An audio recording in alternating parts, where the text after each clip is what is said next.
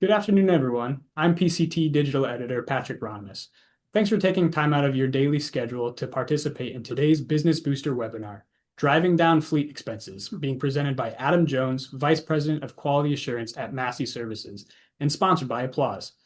We're excited to hear from Adam about practical strategies to reduce fleet expenses while safeguarding your company's brand. Adam will draw on real-world operational experience as he explores how organizations can optimize fleet performance through smarter use of technology and data. I will tell you a little bit about Adam Jones. With more than 40 years in the industry, a majority of which was with Massey Services, Jones is professionally certified in lawn and ornamental, general household pest, fumigation, termite control, and irrigation. He has received several awards throughout his career, including being named to PCT's 40 Under 40 list in 2003. He was a recipient of the PCT Magazine Crown Leadership Award in 2016 and received the Lawn and Landscape Magazine Leadership Award in 2001. Two notes before we get started. A quick disclaimer to pass along. The views expressed in presentations made during this virtual event are those of the speakers and not necessarily PCT Media Group or GIE Media presentations during the virtual event or the participation of vendors during the virtual event. They do not constitute an endorsement of the vendors or speakers' views, products, or services. Our webinar is also interactive, and we encourage everyone to ask their questions throughout. You can do so by typing them into the Q&A interface at the bottom of your screen. We'll collect those questions and ask them to our speakers at the end. Any questions we do not get to will be passed along to the speakers with your information so the speakers can continue the conversation following the webinar. At this time, I will turn today's webinar over to Adam. Thank you, Patrick. I appreciate it. And appreciate the team at PCT for asking me to participate in this. When Brad and the team brought this subject up and asked if we'd give a little bit of our time to give our perception of what's going on in the industry as it relates to fleet expense, it was a great opportunity, primarily for the fact that we have been working on and developing our next generation of management processes for our fleet. And part of that included bringing on a telematics service provider. That was a very arduous ordeal in our organization. It took quite a bit of time to vet that process out and fully understand what was available and how it could impact our industry, as well as our business, obviously. And so we've now got a year under our belt with that. So I'm going to spend some time now really talking about how and what we're doing to manage fleet expense overall. And that for us includes not just the maintenance of the fleet, the leasing and the managing of the expenses associated with the cost of ownership of vehicles in our company, a fleet of which we have approximately 2,700 vehicles at this time, and a pretty eclectic mix of vehicles ranging from older vehicles to newer vehicles, as well as multiple different platforms for service delivery. And trying to understand the needs of each one of those vehicles and what we need to do to maintain them effectively has been a long-term challenge that we faced at Massey Services.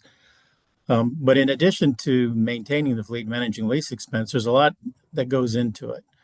In particular, the bigger expense and bigger concern, I think, for everybody in the industry is what it costs to insure these vehicles and the risk associated with being a commercial carrier and running down the road every single day with a chemical missile, if you will, riding down the road looking for a place to have an accident. And that's a concern that everybody ought to have around here because with the litigious nature of our society today, any vehicle accident where you're at fault involving one of your company vehicles, that right there is a big issue for us today as an industry. And there are things we can do to understand that risk, and there's things we can do to manage that risk within our organizations. And really, technology today is driving us ever onward as it pertains to the prospect of gaining control and understanding what's happening out there in our vehicles while we're not in the vehicle with our team members. So I'm going to spend some time talking about that as well. But in everything that we do, everything you touch as a leader and a manager, you're looking at how can you do things better, more efficiently, more effectively, and how we can manage cost with today's rising inflationary things that are going on, whether it be fuel costs rising or just the cost of the vehicle itself, as well as maintaining those vehicles. That inflation impact on our fleet expenses can be quite daunting, quite frankly. So we'll talk about that. I'm going to start with transitioning into excuse me, let me get my presentation working here, into the maintenance of our vehicles. And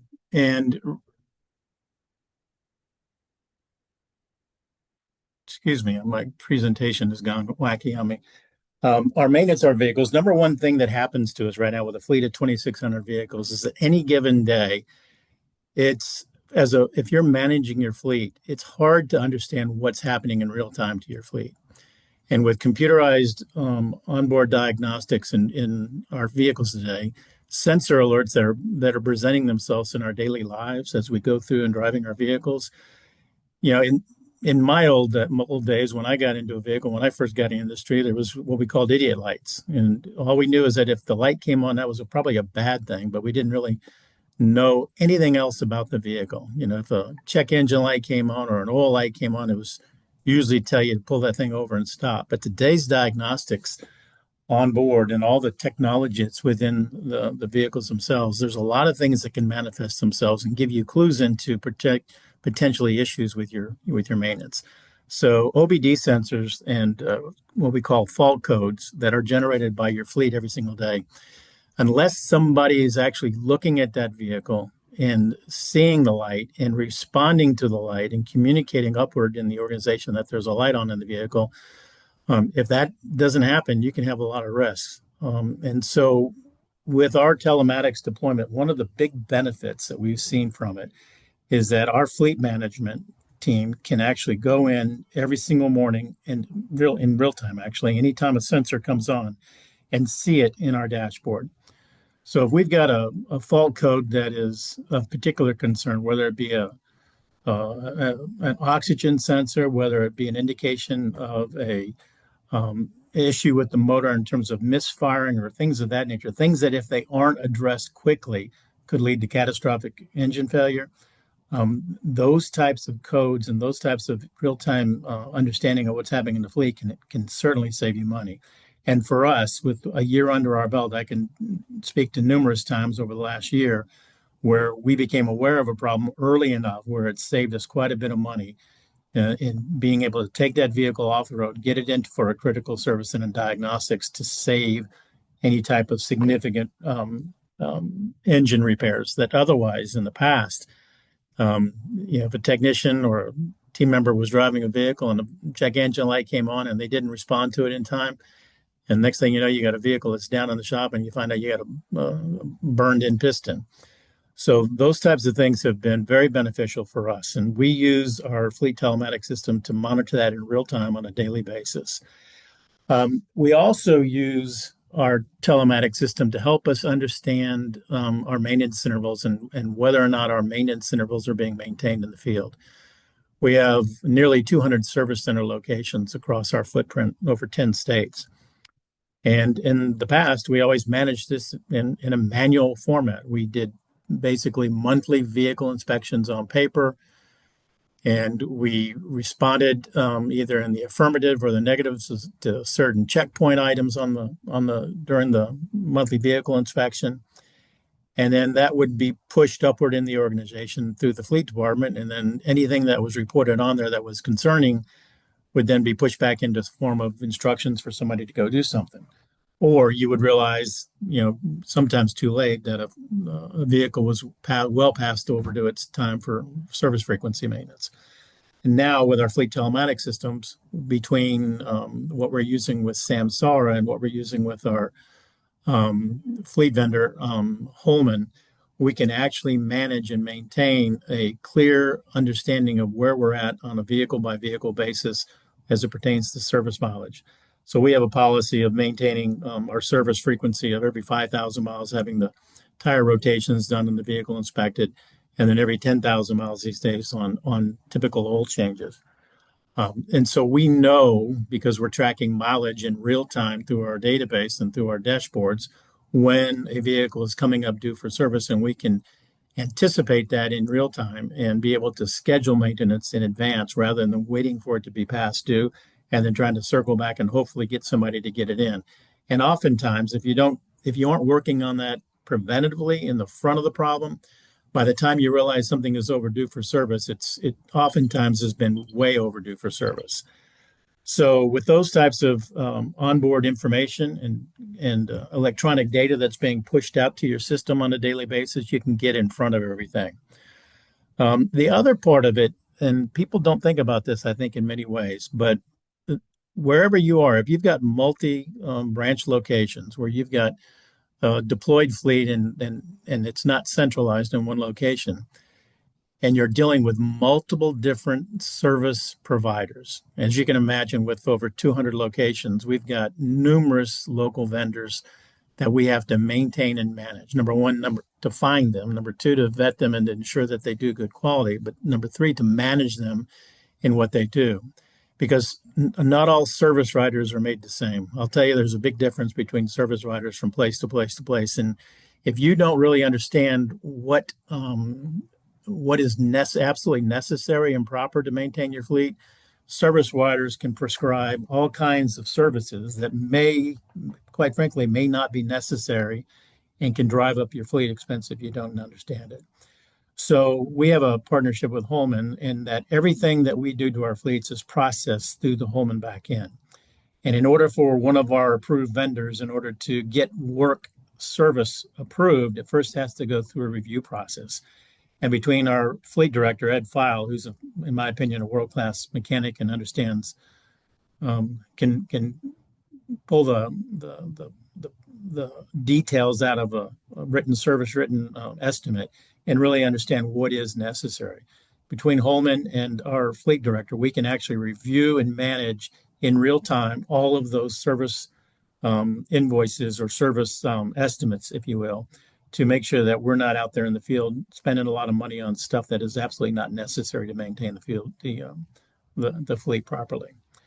So maintenance in and of itself has been a huge issue for us. And with our first year under the belt, this is the first time that I can think of in over 15 or 20 years where we actually reduced our fleet maintenance cost year over year. And it was down by approximately 5%. And I can attribute that, number one, to the process of understanding fault codes and within our Samsara database and understanding when an issue is popping up in a vehicle in real time, as well as being able to maintain and manage the process of getting vehicles repaired in a timely fashion. So that's been able to reduce our fleet expense just from a maintenance standpoint by about 4.5%, 5% year over year. And that's the first time in a long time I can actually say that. So if you are investing in fleet telematics, if you're investing in a partnership with a company on the back end that helps you manage and understand what's going on in your fleet expense maintenance wise, I think that's probably a good way to go these days. If you're a smaller individual group and you've got somebody on staff that really can understand the needs of the fleet as it pertains to the maintenance, that's great. But as you get bigger and bigger and you get more vehicles on the road, you really have to figure out how you can centralize that process so you can consistently and effectively manage those expenses. The next thing we'll go ahead and talk about is fuel expense. And this is really a big boon for us. I don't think anybody on this call is not aware of what's going on with fuel prices recently since this war has gone on in Iran. But even with what's happening in Iran, fuel expense monitoring and management has really been something that we can look to as a big win for our organization. When we deployed telematics over a year ago, one of the big selling points on everybody that we reviewed was that the return on investment of telematics was going to be in the form and guise of reduced risk from accidents as well as fuel expense. And it was one of those things that was suspected. We believed it was probably true, but we had no real integrated insight into what was going on with all of our fuel expense. And we have been able to save in just with a single year. We just, at year end of 2025, year over year, we reduced our fuel expense by $1.3 million.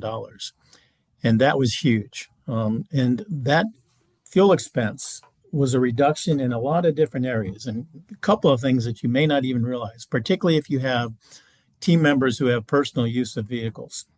If those people are going home at the end of the day and they have personal use to and from home, but not personal use outside of going to and from work, how do you control that? How do you manage that? And how do you really know that people are out driving around with your vehicle burning up your gas? And it's really a difficult thing if you don't have some sort of telematics system where you can actually track vehicles and know when they're running and where they're going. We were able to reduce fuel expense by identifying after hours personal use of team members and putting a clamp down on that. We had policies for that, but we had no way to really enforce those policies because we quite frankly had no insight to the tracking of the vehicles. So with telematics, now we know where a vehicle is. We can create geo fence posts around locations so that we know if a vehicle is moving outside of that geolocation after hours or during non-service time. It gives us insight into unauthorized use of the vehicle. The other area that we had no real clear insight into was idling events. And you would be shocked to realize how much money is wasted by team members sitting in the vehicle, running the air conditioner, doing nothing at times. Now, that's not all the time, but there's a significant amount of savings to be found in idling events. And we were able to see it as we were deploying telematics into the field and being able to see different types of vehicles, different types of team members, different job functions and roles, and identify really where was the wasted fuel going. And when you have insight into that, that really helps you understand and manage team members' activities. And a significant amount of our fuel expense saving came from reduction in idling events. The other thing that you can do is you can use onboard controls for understanding fuel cost pricing and awareness in terms of where are the best places to fuel up at any given point in time. You know, people tend to and have always tended to be creatures of habit. And you know, technicians will stop at the same grocery store, the same convenience store, rather, the same fuel place over and over again, irrespective of what the price of the fuel is. So onboard analysis within our system of understanding where the local best place to buy fuel is near where that vehicle is at the time that it needs fuel has enabled us to start directing our team members to the best, most efficient place to purchase the fuel. The other and minor thing, I'm going to say it's minor, but it's something that is significant in some situations, is that you would never realize how much personal theft is going on in terms of fuel expense. Because if you don't have a way of measuring and monitoring fuel activity, fuel expense activity, you won't really see it and you won't really know it. But we have been able to identify several instances where team members have actually been filling up their gas cans for their homes, their wife's cars, things of this nature. We've also been able to identify where anytime a fuel is purchased, we're able to identify, number one, is our vehicle present within a geofence location, within a few meters or a few hundred feet of where that fuel expense is being charged. And we've been able to identify where people have used our fuel cards outside of company business. And while it's not been significant, it's been an eye opener to something that you never really realized was going on in the past. You probably suspect it might be happening, but you have no real way of identifying it. And with this new system, we're able to identify each and every single time a fuel purchase has been made and whether or not the vehicle that is assigned to that fuel card is actually near or present at the time of the fuel purchase. So those benefits in terms of understanding really what's happening down to the granular level of fuel expense has resulted in $1.3 million in savings for us over the last year. And right now, as you can probably imagine, with the cost of fuel expense going up, we are still keeping pace with maintaining a reduction in fuel expense year over year. So as good as we did last year compared to 2024, this year in 2026, even with the rising fuel expense from the cost of the fuel, we have currently been able to maintain a slight reduction year over year in our fuel expense. And that expense, the fuel savings that we've had has more than paid for the actual deployment and ongoing maintenance cost of the telematics system. So when people are in talking to you about their systems and what they can possibly do for you in terms of telematics, and we vetted and tested quite a few of them, take a close look at what they're promising you on fuel expense, because for us, that has been the most significant savings that we have seen so far. The next thing that I want to talk about is, in fact, our overall telematics program. We embarked on this process 3 years ago. And between the fleet department and the quality assurance department, which I had helped lead here at Massey Services, we investigated 7 different platforms for managing our fleet telematics. It was over a 3-year period. In 2024, we broke it down into 3 finalists. And we did field deployments of 3 different telematics providers for about a 3-month period of time, evaluating the performance differences between the different platforms. That ultimately resulted in Samsara winning the contract with Massey Services. And this is not me to promote Samsara over any other fleet telematics provider, because quite frankly, the technology is continuing to evolve and companies are coming in. Some companies have come out of the telematics industry over the last 15 years or so, but it's beginning to develop some stability and some maturity. So it's really about you and partnering up with somebody that you feel confident that they're going to provide the service that you need to help you be successful. And again, as I said earlier, that deployment and partnership has resulted in a $1.3 million fuel saving. It's reduced our at-fault accidents by over 23%. And here's the kicker. One of the hidden potential savings for our industry is in auto insurance premium. And I've been managing our risk in our company for the last 30 years. And in those 30 years, I have never had a year where our insurance provider had come back to us and offered us a premium with a reduction. This is the first year in those 30 some years I've been managing this where we actually are seeing an insurance premium reduction. And that is a direct result of the reduction in risk associated with our loss runs relative to automobile at-fault accidents. So deploying telematics can be a daunting process. Quite frankly, it can be one of the more, I mean, I've talked to people who have deployed ERP systems within the company, and they'll tell me that's the worst thing they've ever done. But getting your arms around and deploying fleet telematics can be very, very difficult if you're not careful. And if you do it right, if you deploy it properly and you manage it effectively with your team members, the impact it has on team members and their attitude about safety and their driving practices has just been dramatic. It has been incredibly beneficial for us to be able to have insight into what's happening on the day in and day out driving patterns of our team members. And we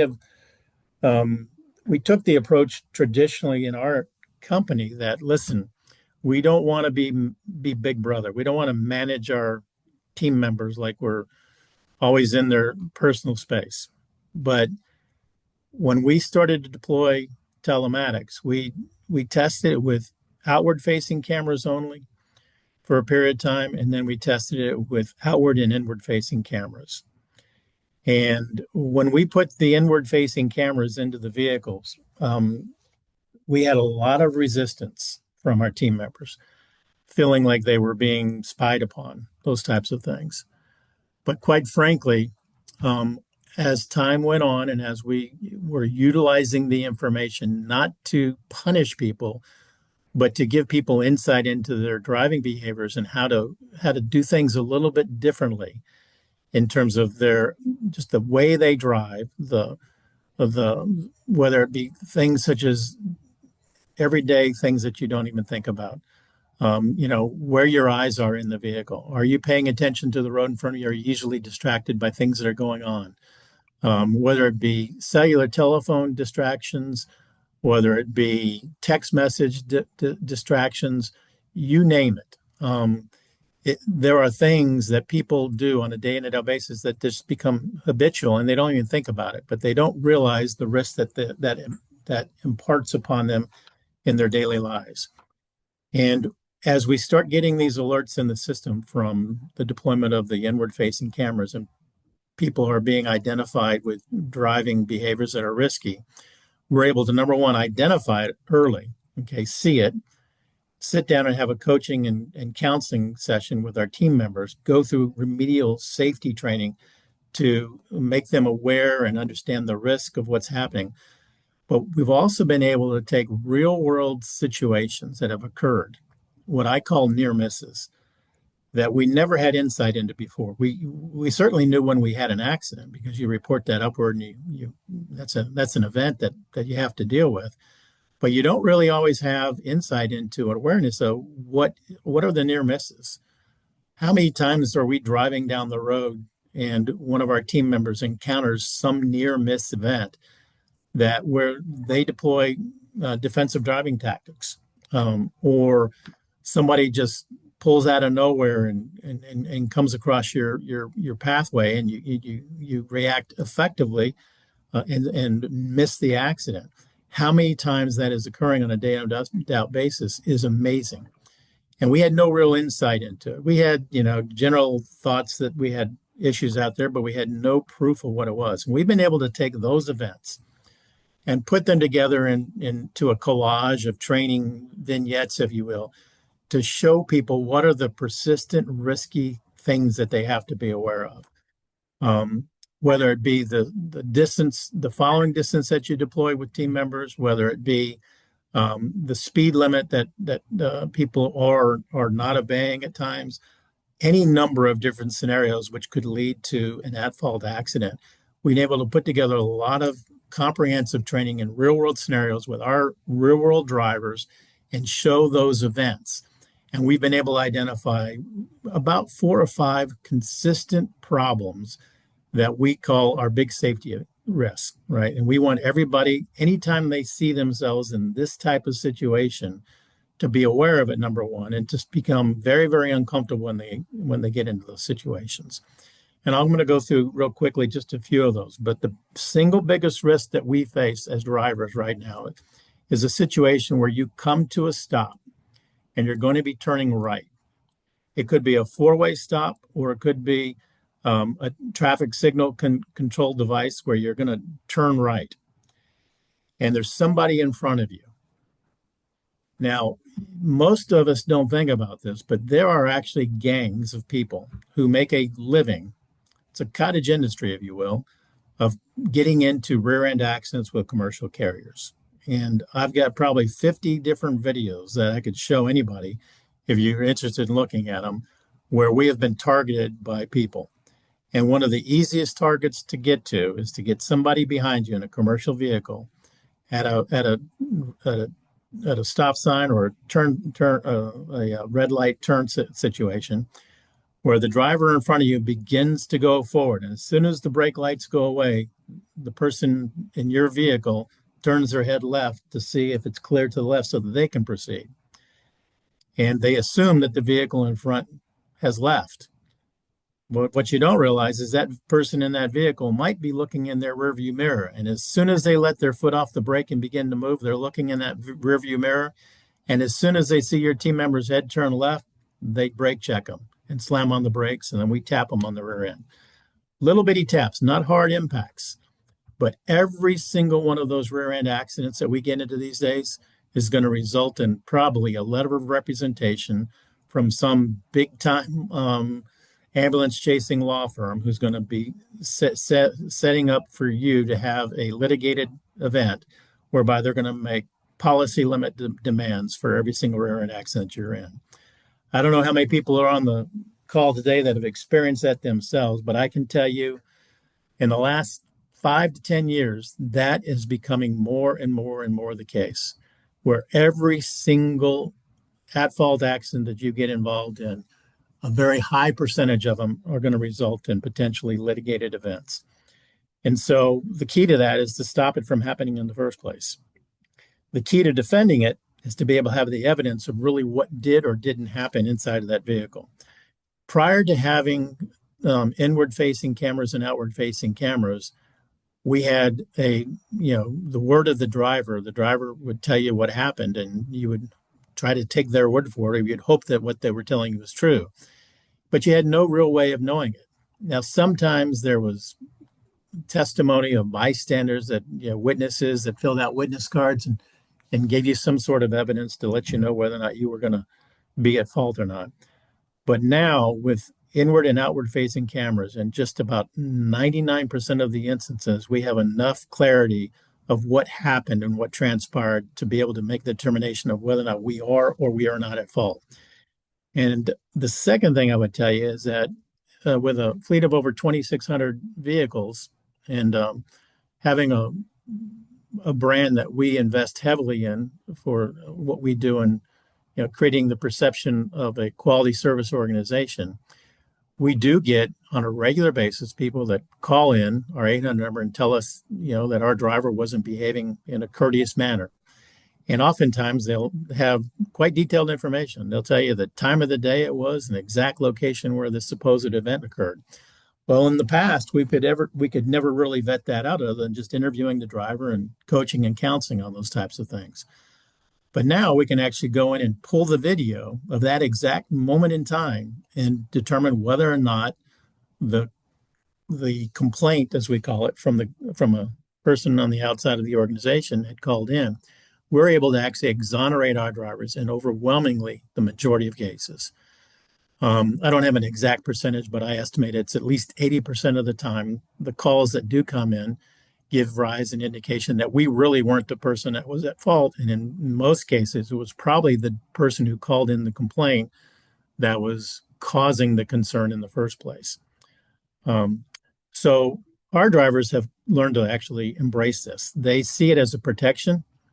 When we first started out, and as events were being generated automatically within the system based on what was going on the road, as drivers became more and more comfortable with the technology and aware of what was going on, anytime they're driving on the road and they feel unsafe or they feel something's going on or somebody did something that made the concern, it may not trigger an event in the system, but they can actually press a blue button on the system and that will give rise to log it as an event. And we can later then download that footage and determine what was going on.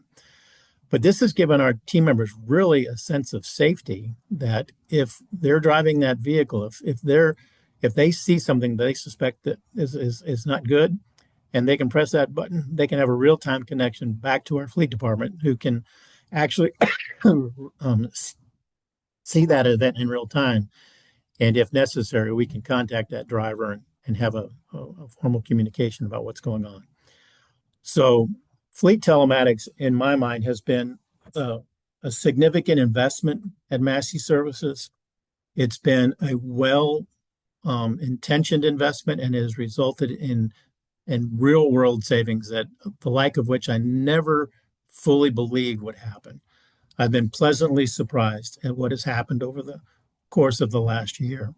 And I continue to see ways in which we can continue to improve our performance in working with the system, how we can take the information that is being generated from our fleet and turn it into real world actionable information that can be communicated back down to our team members at the local level, to minimize risk, to improve overall safety, and to really improve the efficiency in which we manage our fleet.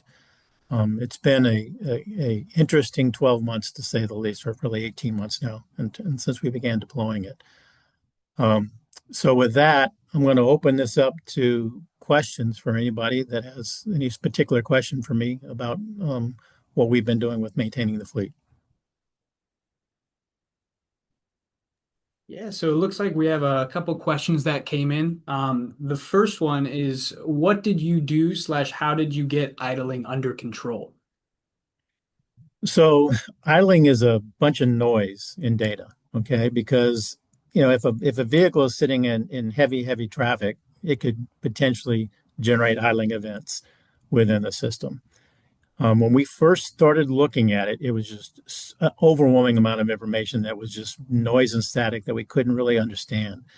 So we started slicing it up and we started to say, okay, what is a real world idling event that we need to worry about? And we thought about, think about a team member who's sitting in one of the southern states in the United States in the middle of summer, and they're inspecting a house for a sale, and they go back into their vehicle and they're going to prepare the paperwork. Well, that could take 10 minutes, maybe 15 minutes, something like that. And those types of idling events get generated and they push up through the system. And you go, wait a minute, why is somebody sitting in the vehicle for 15 minutes just idling, right? So we were able to break it into chunks. We started looking at idling events that were greater than 10 minutes. So anything below 10 minutes, we kind of push that aside for the time being. We don't want that noise in our dashboard. So we've called that out. And then we start to look at singular events where by technician category. So for example, if it's a salesperson, a 15-minute idling event is okay. But for a technician without a PTO system running a pump, like a regular pest technician in a Tacoma pickup who should be sitting, the vehicle should be parked non-idling in front of a customer's home. If it's sitting there idling for 15 minutes as a pest technician, that doesn't make any sense because there's really no operational reason why they would be sitting in a vehicle for 15 minutes. So we started looking at it in chunks by technician type. And so anytime we have an idling event over 10 minutes by category, by technician or by salesperson or by management, we start to identify that information and putting it into a reporting device. And so then we break it from anything over 10 minutes. So from 10 minutes to 20 minutes, right? So there's another 10-minute block, and then from 20 minutes to 30 minutes. So anybody that's been in a vehicle sitting idling for 30 minutes, that's a problem. That could be, in some cases, a dollar's worth of fuel sitting there burning up idling in today's market prices. So we broke it down into individual idling segments and started to identify working on the ones where somebody was idling for more than 15 minutes. All right. And once we were able to get that out of there, that took away the bulk of the fuel expense that we were going to save. So we saved that immediately by identifying those egregious situations. We had situations, we had salespeople, instead of coming back to the office and prospecting on the phone, we're sitting in their car for 45 minutes, dialing,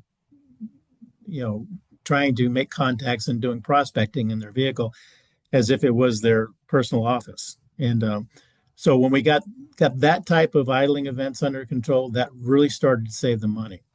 And then the other thing was understand what is an acceptable amount of time in your world, in your situation, that you would be acceptable for you to have a team member sitting in a vehicle running the air conditioning, idling.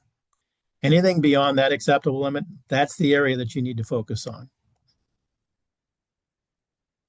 And then in a similar vein to that question, there's also, what do you do about technician safety on incredibly hot days when they idle their cars to run AC to recover from a treatment?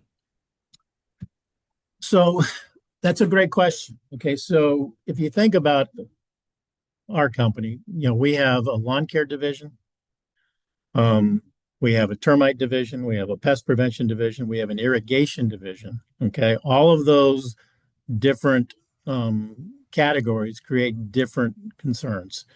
If you're in the termite world, you're doing termite renewal inspections, and you go into an attic, right?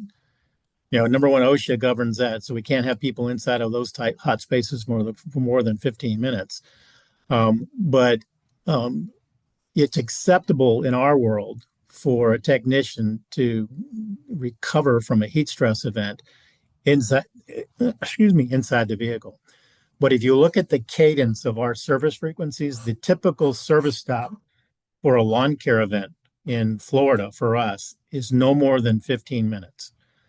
So they're going to work for about 15 minutes. They're going to get back in the vehicle and they're going to drive to the next stop. And that next stop is going to be able to recover from a temperature standpoint in most cases.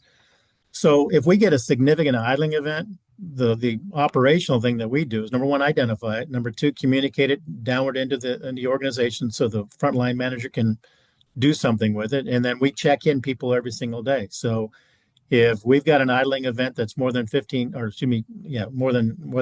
minutes, then we would address it during the check-in and say, what was going on? What was going on today? We show that you were sitting in the truck for 25 minutes or whatever it was. And if it becomes an issue where they were coming from heat stress, the next question is, well, we're going to talk about hydration. We're going to talk about what are you doing from a personal hygiene standpoint in maintaining and managing your hydration. So one thing leads to another in terms of coaching and teaching and focusing on technician safety. So it's really, if you identify something, you don't always know what causes it. So identification is the first thing. Number two is just have open communication about what it is, and then take it from there. It can go in a number of different directions. So handle it on a case-by-case basis is the best way I'd say. Yeah, and then similarly, how can you lower personal use cases? So for us, we have some team members who have personal use privileges where they can drive their vehicle to and from work, but they can't use it outside of work. So for us, we are able to build geofences for that team member's home and office. And so anytime the vehicle is parked at their home, if it moves outside of normal operating hours, for example, if it moves before or excuse me, if it moves after it's parked at night at the person's home and moves out of its geofence and starts roaming around, that's going to generate alert in the system. So we generate reports on those, what we consider to be suspicious personal use. And then again, pushes that information back down to the team at the local level, and they, during their daily morning or afternoon check-ins, have the discussion with the team member to find out what's going on. And just the awareness, quite frankly, once everybody became aware that the system was doing this, that we were able to identify, and we had the first conversations, you'd be surprised how quickly that information disseminates itself internally in your organization. And it becomes a self-policing process. So we didn't have to have 10,000 personal one-on-one communications because that personal use started to drive down immediately. We could see it week after week after week as it started to trail off. And then you had just the laggard individual team members who you had to become a little more confrontational with to address that one-on-one with them. Now, I will not stand here and tell you that it hasn't resulted in somebody getting terminated, but because it has, but it's more than likely in those situations there were other issues for performance that were going on as well. So it kind of goes hand in hand with team members who don't follow the rules. And then between GPS tracking, onboard diagnostic data, fuel price monitoring, and driver behavior reports, is there one that stands out as more vital for fleet management?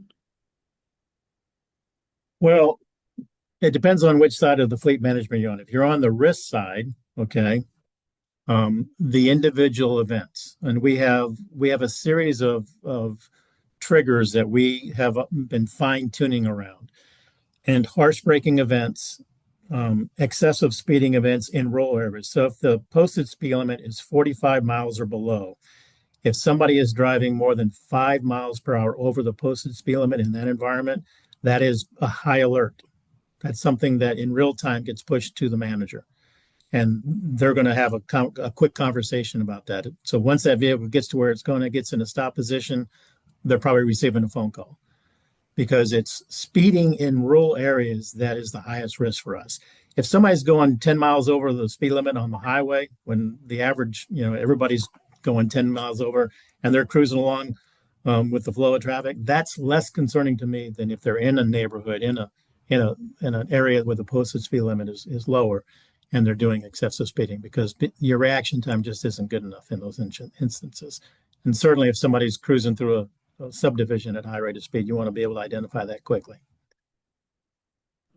Now, on the maintenance side, those EBD codes have been a godsend, okay? Because you'd be shocked.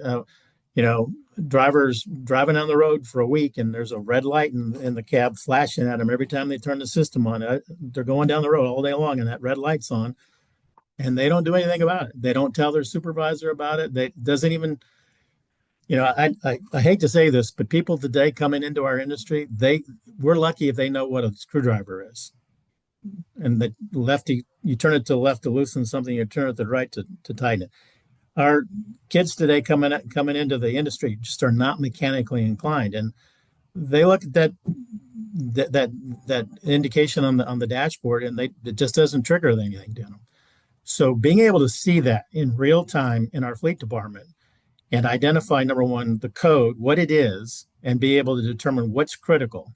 If it's a critical type of code, the fleet manager can identify it immediately and can pull that vehicle off the road immediately and get it in to get it diagnosed properly and get it serviced, rather than the technician driving around for a week and then it just stops on the road somewhere because it's got a critical condition. So that onboard diagnostic sensor technology of being able to see those codes pop up in real time has been really effective. And did you see any increase in turnover by introducing this technology? No, that was one of the big concerns we had, that people were going to say, I just don't want to do this with somebody watching, you know. And quite frankly, we really tried to think through all the different possibilities. I mean, people wanted, depending on who you talk to, well, it'd be great to be able to listen into the activity of what's going on in the cab. Well, you don't want to go down that road. We don't need that kind of information. By the way, we can read lips these days. We become very good lip readers when we're looking at event pictures and videos. We can, even though we can't hear them, we can pretty much hear what they're saying in our heads. But at first, people were a little taken aback by it. Some people were not happy with it. Some people wanted to complain about it. But as time went on, those naysayers went by the wayside.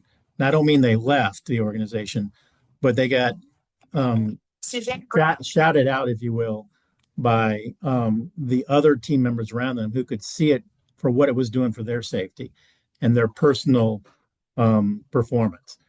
I would tell you this: I've had more conversations with team members during our routine annual recertification training, where I get to talk to people who come up to me and have said to me, you would be surprised at how my wife and my kids start questioning me now when I'm driving the speed limit in the family car. They go, what's going on? Why'd you stop at that light? Why didn't you just go through the light? It was a yellow light, and they're stopping for the yellow light now. So you can see what it's doing to us in terms of their performance internally with their vehicles at the company. But now when they go and they get in their personal vehicles, that safe attitude and safe driving behavior is now following them into their own personal lives. And that's good for everybody. I mean, our personal goal is our team members come to work today. They go out and they service their customers and run their routes, and they come back safe, right? But this has had a benefit that transcends just the work life experience. It's moved into their personal lives in terms of their behavior and the way they drive. So it's been very beneficial. I think the team has embraced it wholeheartedly. Yeah, and for businesses with smaller fleets and scales, is there one of these areas they should focus on first when looking at fleet management? Well, I see it from a risk management standpoint. Accident prevention is for a small company. I think that's the easiest thing to say, right? If you've got a single location, you've got 5 vehicles or 6 vehicles, you can see those vehicles every day. You can inspect them on a regular basis. So you can have your arms around, you can have a good feel for what's happening to it, but you don't have any insight to what's going on in the vehicle when the vehicle's driving on the road by itself, with your team member when you're not there. So I think that for a smaller company, that's going to be the greatest initial benefit, be able to get insight into driving behavior and to coach and counsel team members on their driving habits to reduce the risk. And like we have to move on to the next part, but thank you, Adam, for taking some time out and chatting with us and answering those questions in your presentation. You're welcome. Hope it was beneficial. Yeah, it definitely was. And we are thankful to have this Business Booster webinar sponsored by Applause. We will now hear from Applause co-founder Joel Ragar. Since its creation a little more than 4 years ago, Applause has amassed more than 30,000 users and had over 19 million review requests processed every year. As a reminder, our webinar is interactive, and feel free to submit questions through the Q&A interface at the bottom of your screen. We'll collect those questions and ask them following the presentation. I will now turn the webinar over to Joel. Patrick, thank you very much. And Adam, great presentation, great content. I'll go ahead and share my screen if that's okay. Adam, it looks like yours is still sharing, but I'll put our slideshow up on the screen for us. Thank you very much. All right. Let's make sure that we can all see this. When we do these screen shares, I often can't see what the image looks like. So, Patrick, maybe you can give me a quick signal if it's looking appropriate on your side. Yes, it looks good.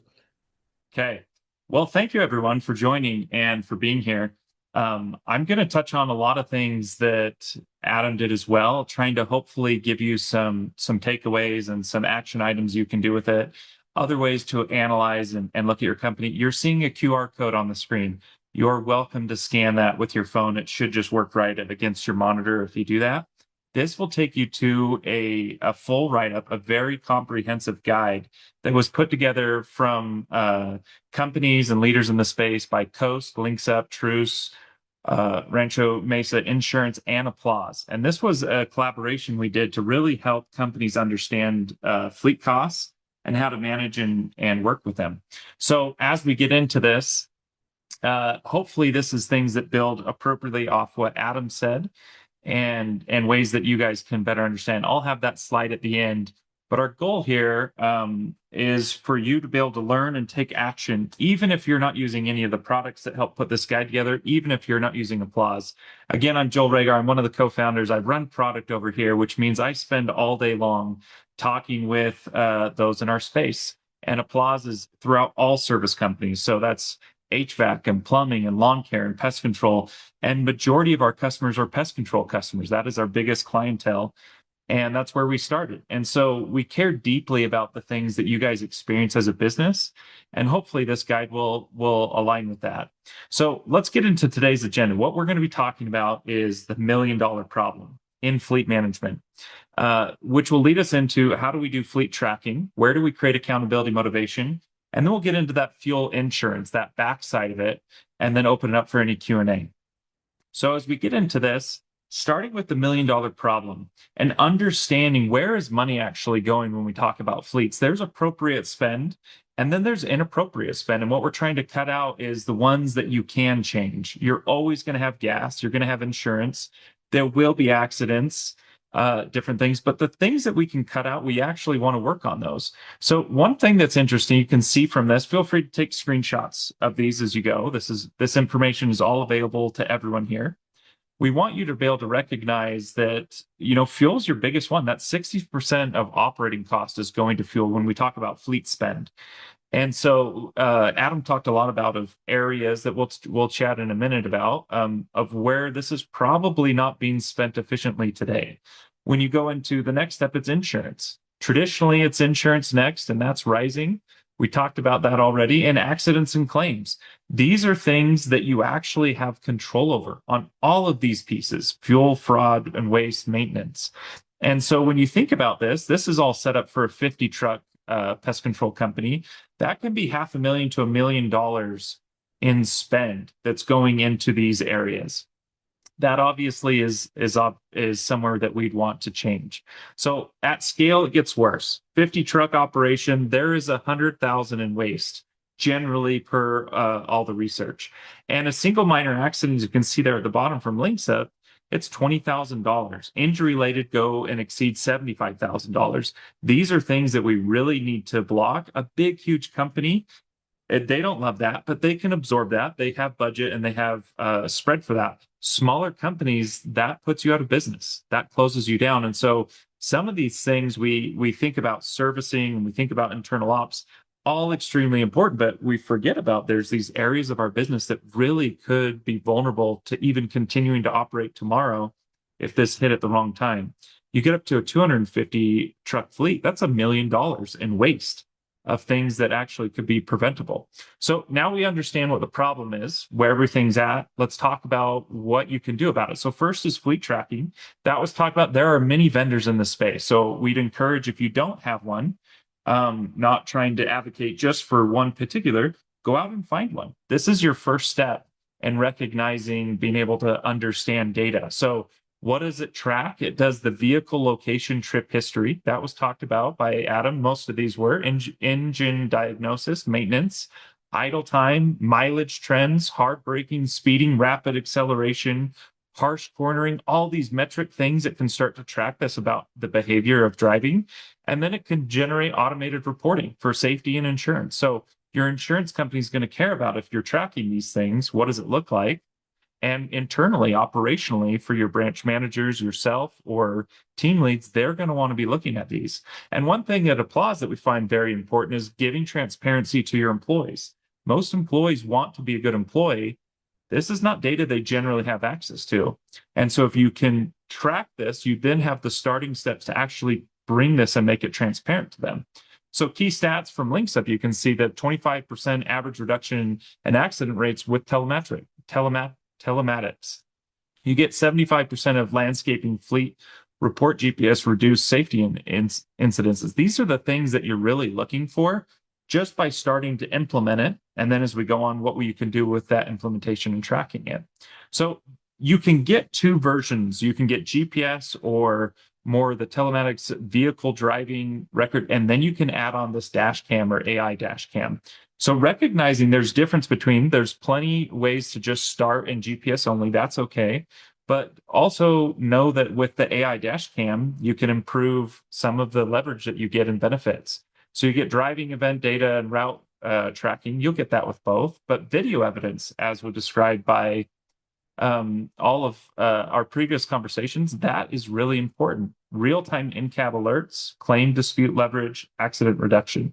These things are, when you look at the cost there is an increase in cost. But often for that same increase in cost, you're saving enough money right away within the first couple months that it pays for itself. So now that you have that data, what are these safety driving scores? These are the things that you can literally track per employee per truck. So you can know that hard braking, rapid acceleration, speeding, distracted driving, cornering, seatbelt compliance, all these things and many more. But when you think about the value that they're giving you, hard braking, there's accident risk, there's tire and brake wear. You're wearing out your trucks, your fleet faster. Rapid acceleration, we're talking about fuel waste, which is really important right now. Speeding, 33% more fuel on highway speeds. And then your distracted driving, this is what's leading to your accidents. And then cornering is the rollover and seatbelt compliance. So as you think about these things, these are what are often known as leading indicators for where we don't want to go. And that would be the accident or the incident. And so when we start to track these things, we can predictably start to measure and improve the things that comes as a result. So fewer, harsher braking, right, goes to lower accidents, reduce speeding, lower fuel consumption. You guys can read these. Feel free to screenshot this if you'd like. But these are the opportunities you're actually looking for. So in this multi-step of understanding your fleet, trying to recognize ways you can save money, this is the next step that you guys can do. Now, you have all this data. So what does that even matter? What do you do with it? This is where tracking and accountability, where you create that motivational pull on employees and within your operations, takes flight. So once you have this data, now you can set clear goals around it. The interesting thing we found in surveying so many employees is when we asked them about their, in this case, driving, as well as many other operational metrics at their company, the answer is, how are you doing? How can you improve? Their reply to both of those is, I have no idea. Let me take a guess, which means they're not getting this data translated to them.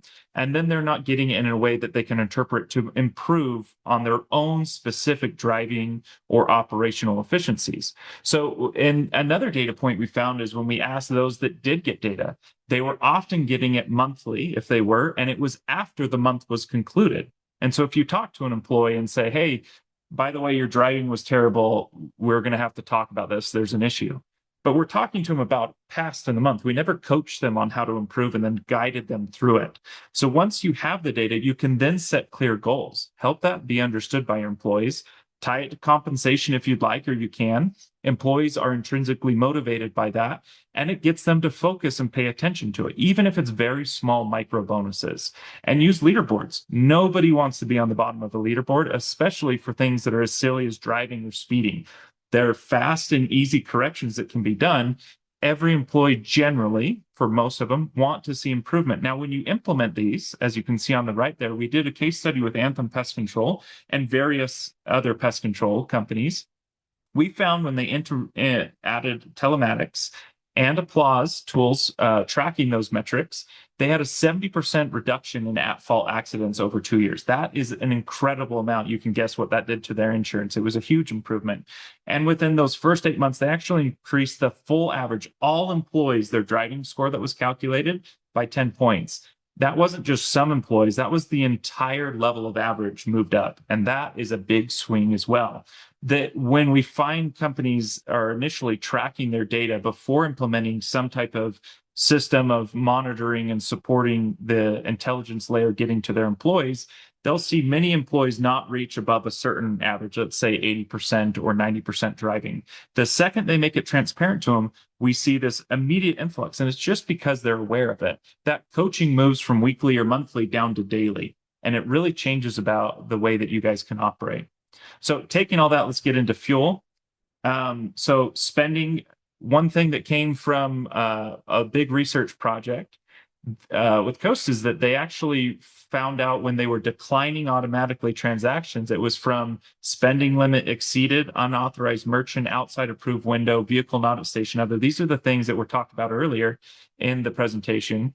And this stuff makes a very big difference. On a 50 truck company, that leads on average to almost $500 in savings per vehicle.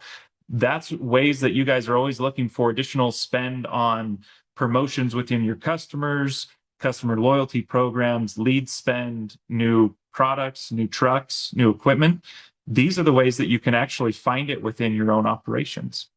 If you get to insurance, the most important thing here that they're looking at as an underwriter is evaluating your business. 5-year loss, claim frequency, risk controls, and safety documentation. Do you have all of these?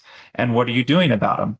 And the benefit is the motor vehicle record guidelines that are produced by telematics and through your training systems actually help put all of this together.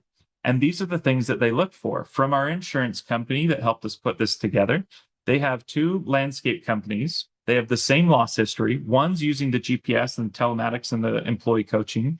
The other, the one that has that actually almost always gets better pricing. It's part of their review that they do. So when you're coming up for renewal, and it was talked about earlier, when you start to put these changes in place, you may still have the history within that 5-year, some negative history, but if they see a positive trend line, that's where they can start to give you a couple positive points to help you leverage that.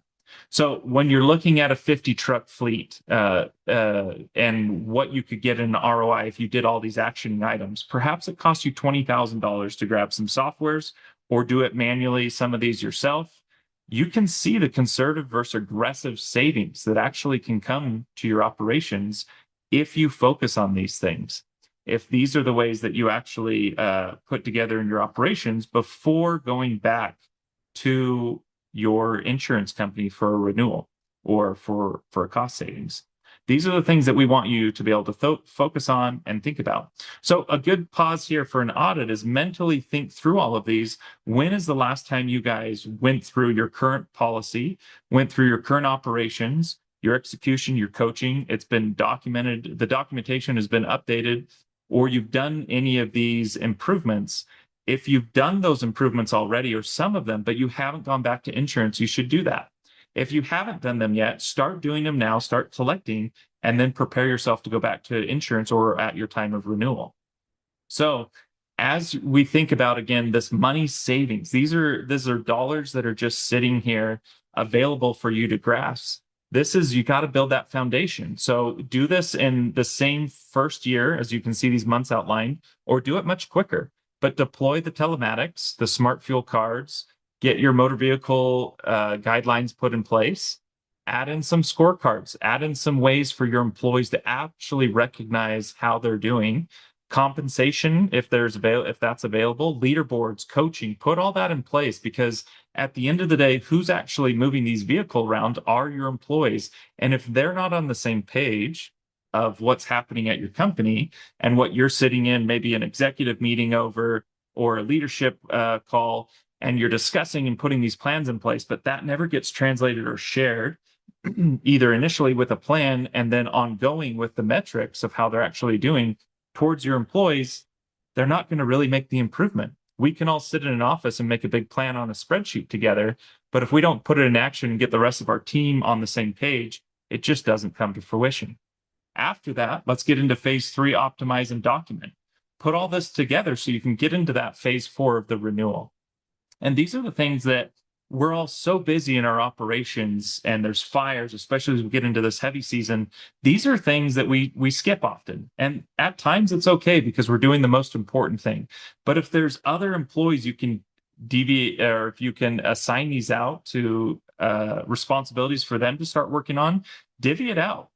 Help get other people on board, get other parts of your leadership team, or find someone that you can maybe pay a little bit as a small compensation or bonus for them setting this up within your organization, because it's going to pay dividends and you get really people acting like operators and owners.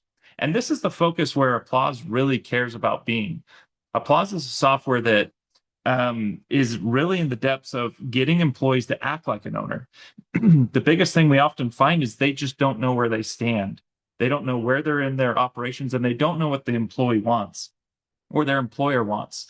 And so that was one of the biggest reasons we built Applause scorecards. If you're not familiar with this, again, we'd love to work with you, but if you don't use Applause, set this up manually. Start tracking it yourself within your own company manually, because it really does make a big difference.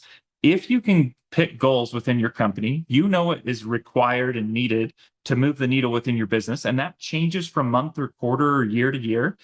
As you can translate that and make it transparent to your employees, that is what we're trying to do with scorecards. It lets every employee log into a mobile app and see for the first time all their metrics in real time. That's either metrics coming from your CRM, their servicing data, or in particular for this is all their fleet and driving data.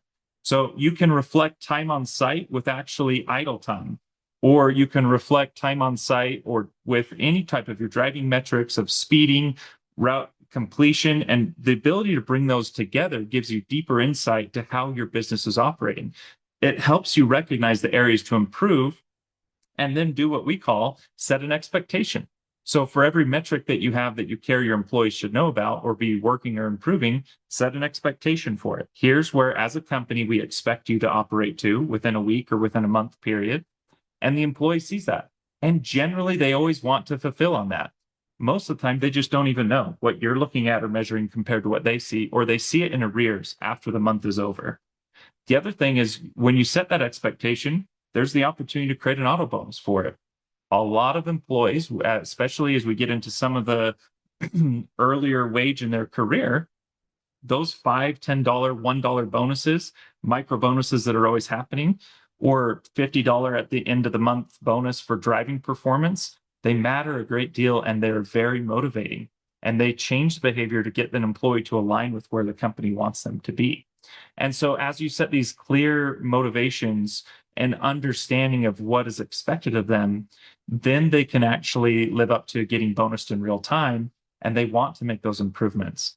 So it's an exciting thing to see as an operator, where you actually have these levers you can pull back and forth to make changes and change and improve one thing and then move on to the next. And again, if you don't use Applause, do this independent of us. Take all these same ideas and start putting them into place, even if it's manually, just to start something. Because creating a performance program with or without bonusing, with or without Applause, is largely how most companies are growing. Now, if we think about the complexity of grabbing lots and lots of data, because they can pull from your fleet, they can pull from your CSR, your telematics, your phones, your servicing data, all of those things, that's putting the weight of recognizing and watching and managing all of those metrics on a technician is too much. They're out doing their job, which is servicing, giving the best possible experience to a homeowner. And so, again, through Applause or independent, we talk about power scores, which is the bundling of multiple metrics. You could add 3 metrics or 20 metrics together, and they all have a weighted score that equals and rolls up to one single metric we call the power score. So you could have something about speeding and idle time, but also NPS and reservice count and production value, and weight all of those, set an expectation, and that rolls up to a single value. You could have it your performance servicing score for the month.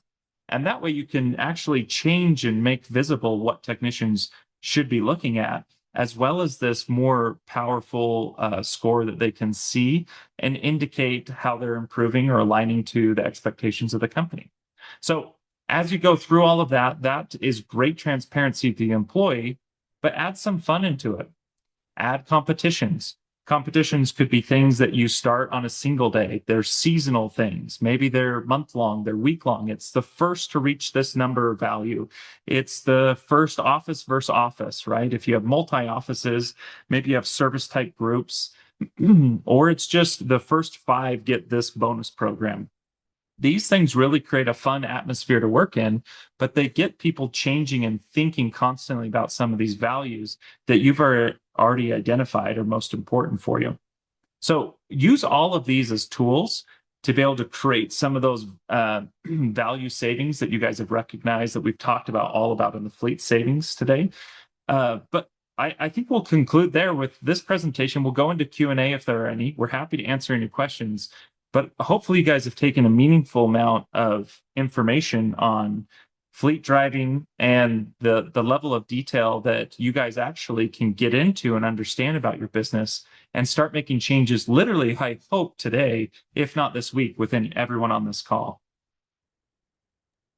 Yeah, so we'll start taking some questions here for Joel. To start, for smaller pest control companies, say 15 to 25 trucks, is the return on investment here actually worth it, or is this really for the big guys?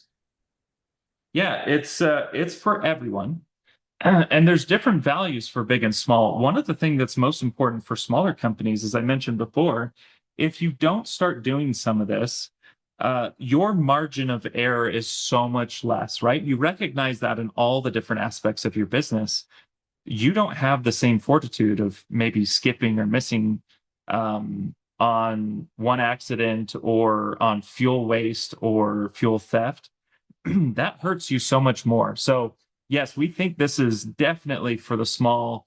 When you're at even 5 trucks or less, it's to what point when you can't manage it all on your own. If you feel that you can watch all of it and you have the time afforded to you to do it, then by all means do it. The second that you can't do that, that's where these bring in value instantly, even for the small companies. And for the next one, if I only have the budget or bandwidth to tackle one thing from this playbook, what would you recommend?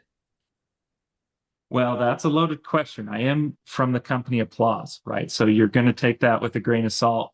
But the number one thing I would say is actually put into place what you think you can't manage on your own. So all of these things you can pseudo do in a roundabout way or find cheap solutions. I would just start somewhere. So if you feel that you can't motivate an employee, use Applause. If you feel you have no insights in your truck, use telematics. If you feel that theft and waste in spending is your number one, you'll all have hunches as business owners. So you're going to have these inklings. We call them the spidey sense, right? Where you're like, all right, something's going on. I think it has something to do with it. I would implement there first. Start recognizing the savings that you can have and then cascade and keep adding. The benefit is all could work together and all could work separately. You get the value no matter which one you choose. It's exacerbated or grows as you add more and more, but it's truly going to be per business.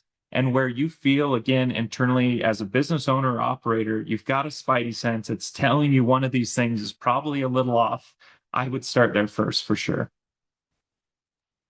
And how do you roll out dash cams and driving scores without my techs feeling like they're being watched or like we don't trust them? I thought that question Adam brought up a little bit in the beginning was really good.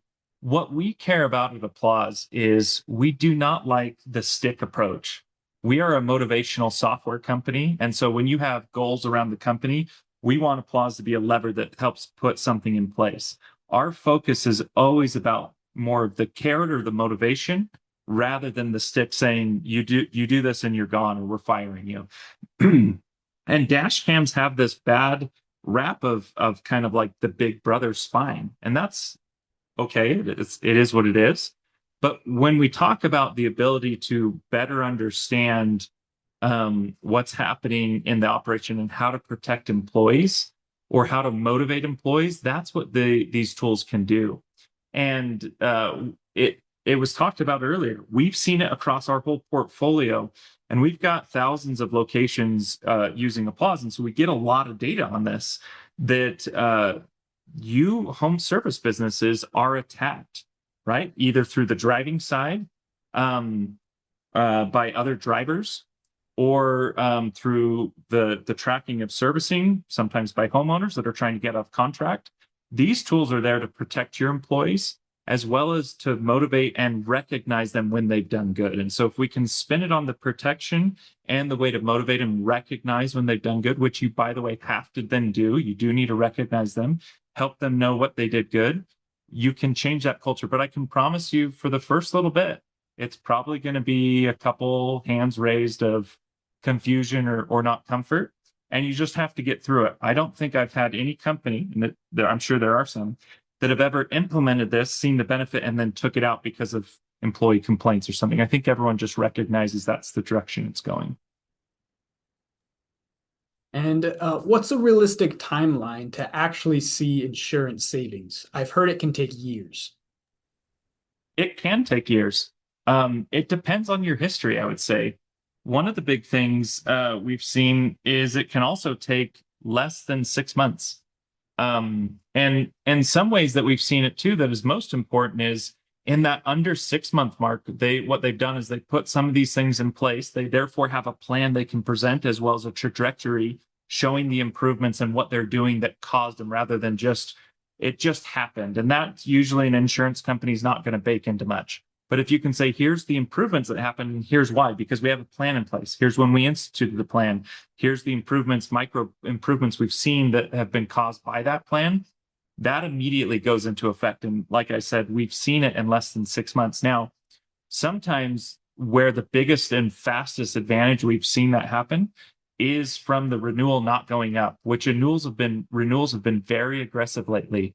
And so what some companies are praising and getting excited about is the renewal, not every 6 months or 12-month policy, depending on what you have, immediately jumping up at a staggering percentage rate and staying flat, even if not rolling backwards, which I could tell you is not common right now in the industry. So if you can get a flat renewal, then power to you. Keep doing what you're doing. And hopefully then as you maintain a plan and you maintain improvements, that next renewal, and cut your renewals down, maybe move from an annual to a 6 month, then you can get another bump and hopefully lower at that point. And then what's the biggest mistake companies make when they roll out driving scorecards? On driving scorecards, the biggest thing that we see often is a mistake. There's multiple things, but let me talk about a couple of them. Across the top is number one, they set unrealistic expectations. We all want, let's say 95 is the driving score that we want. And driving score is comprised across the idle time, the speeding, the cornering, the seatbelt usage, the infractions like using cell phones if you have the video side. Those all roll up and weighted to a percent to give you a singular driving score. What we often find sometimes is the second they roll this out, everyone says, cool, we're going to be at 98% driving score average across the board or 95. That's where you all want to be. And that is great. And I think you should shoot for it. But doing it right away, if you were to monitor and see that your average score right now is a 67 or a 79 or an 83, that's a harsh reality to do in the very first month. As I mentioned before, Applause thinks that you should be looking at your business, as I assume most of you already are, in weekly, monthly, and quarterly views. It's not just set it and forget it once at the year or every 5 years that you guys make a plan. Your business is changing and it's seasonal with the cyclical nature of everything that's happening, weather, service types, density of routes, etc. You're looking at things that are always ebbing and flowing. And so take an evaluation of where your metrics are today and then set an incremental standard of moving that and that needle up. Now, if you're using a tool like Applause, or even if you're using not ours or doing it manually, you can set thresholds. Maybe it's bonus level 1 at this rate, right? A little bit more up is bonus level 2 and 3, and tranche that out so that you can have your best overnight achievers go reach it.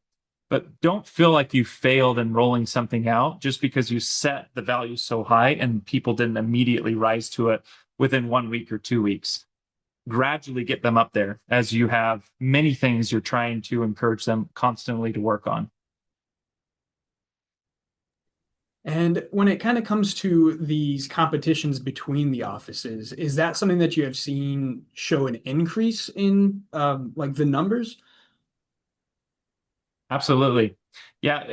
If we're talking specifically as we are to fleet, we had a company that had never tracked or monitored as far as transparency to their employees their driving scores. So they had telematics. They'd been using it for a while. The employee did have access to it, logging into a third-party system that they had no reason to log into. So nobody was viewing it. Management viewed it occasionally. The second they rolled out Applause, they had never had an employee break, I think 80, low 80s or something, as far as a driving score. The second they rolled out a competition with it, and therefore it was transparent, they had over a dozen employees the very first month break 90. Not everyone did. The average didn't always get there, and that took a little bit more time. But they had this set of employees that immediately broke 90 because it was just transparent and they were aware, and they're like, oh, I didn't even realize I was speeding. You have to remember, a lot of us have always either sped, we did a California stop or whatever it would be called when we pause and then just quickly go. Maybe it's idle. That's just our human nature. What we've always done is habitual. And then we come into an org that has these other things. We're going from stop to stop, trying to do the best possible job on every service. We are thinking about our next service. We're thinking about what we just did on our last service. Is the wind going? What kind of chemicals do we need to use? There was a phone call. There was a customer complaint. We had to go switch our routes. There's so many things else on our mind. So our brain is immediately, anything we can do to set to autopilot, we're going to do that because our capacity and our processor of what decisions we're making is already running hot. Driving is one of the easiest things to put on autopilot. We've all done it and we know how to get from point A to point B. So we're going to default to the normal way we do it rather than the company standards. Bringing out a scorecard to bring transparent metric and then creating a competition to it helps bring that into that mind so you get processing power and extra attention. And it will drive behavior and results because they're thinking about it more and turning it less on autopilot until they've gotten it to a point where they are within the expectations of the organization. Great. Well, I think that we're at time, but thank you so much for talking with us and giving us a little presentation. And thank you to the attendees for staying and getting this information. Thank you. Thank you all. Appreciate it.